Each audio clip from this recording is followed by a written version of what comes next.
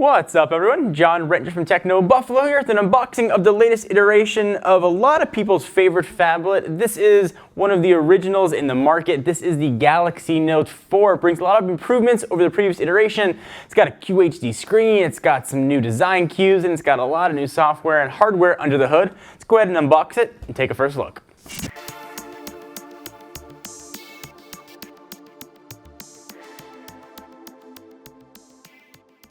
So we are unboxing the AT&T unit. This was sent to us from the folks at Samsung. Typical AT&T box, picture of the device on the bottom, and it's just the orange and white that we know and love. Seal had been broken. I assume the Samsung folks put a SIM card in here for us. And there is the Galaxy Note 4. Feels really nice. It feels very different than the Note 3, which we'll bring in just a minute. We've got a quick start guide for, of course, getting started quickly, how to use the S Pen, and all the air command features that are going to be built in. Digging into the rest of the box, we've got a manual. I don't see that all that often anymore.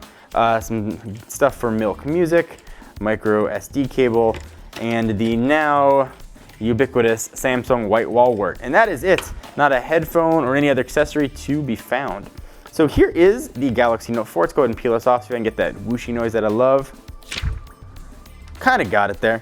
Feels really, really different. And by different, I mean it feels more premium with the really thick metal bands around the sides. Very reminiscent of the Galaxy Alpha, which we'll bring in just a moment. So I'm gonna go ahead and power this guy on, and we'll run through the specs. So the first thing you're going to see light up is a 5.7-inch screen. You're probably saying, John, that's the same size as the last gen, and you would be correct, but there are many, many more pixels in here. It is now 2560 by 1440, which means not only is it QHD, it also has a PPI of 515. The screen here looks absolutely gorgeous. I do want to test it a bit more with pictures and video and 4K stuff to see how it looks, but on first blush, it looks just like a really good 1080p screen. So the same impressions I had when I saw the LG G3 screen for the first time. Android 4.4 at launch here, depending on what version you get, what country you'll get. You either get a 2.7 gigahertz quad-core processor or an octa-core processor, which is going to be two quad cores. One's going to be 1.9 and one is going to be 1.3. It's going to vary by country. In the US, though, we're just going to have the quad-core variant. We've got 3 gigs of RAM, 32 gigs of storage, but it is expandable. You've got a 16 megapixel camera living right there on the back that now has optical image stabilization, which is quite nice. You got the flash and heart rate sensor sort of combo we saw introduced on the Galaxy S5. Sort of an oddly megapixel 3.7 megapixel sensor right up on the front, 802.11 A, B, G, and AC, Bluetooth 4.1, and a beastly 3,220 milliamp hour battery. So quick tour of the device here. It's going to be very familiar if you use any recent Samsung devices. You've got a home button in the middle, which feels really nice in the hand. It's sort of a hard thing to say, but it's got much more tactile feel to it. Flanked by 2 capacitive buttons, you've got a back button and your multitasking button. If we go ahead and look at the right-hand side, power and lock button. On the left-hand side, we've got volume up and down. It's a single button, but the top and bottom are a bit more pronounced, so you can feel a difference between the two.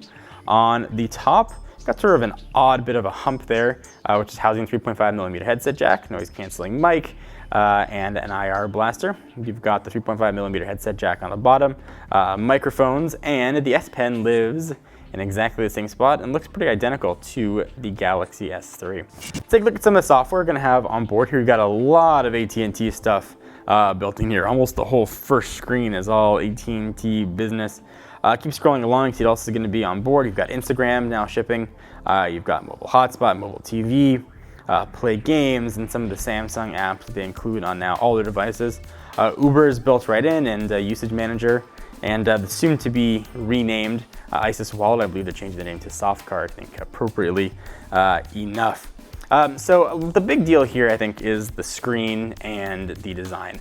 So if you're thinking about the Galaxy Note 3, you're probably thinking, hey, that also kind of had a metal band, so you can see right here. Does not feel the same at all. This felt kind of cheap. This feels really solid, like you're holding a premium phone. The back is also improved. It sort of has that same fake leather look we saw with the Note 3. You don't have those fake stitches, but it feels much better than the material on the Note 3. It's a little more tactile and almost feels soft touch. It just feels really nice. Samsung is definitely stepping up their design game. Let's bring in what I think was really design inspiration for the Note 4. This is the Galaxy Alpha. It looks almost like a mini version of the Note 4. They look really identical and have very similar feels to them. So you can see those two side by side.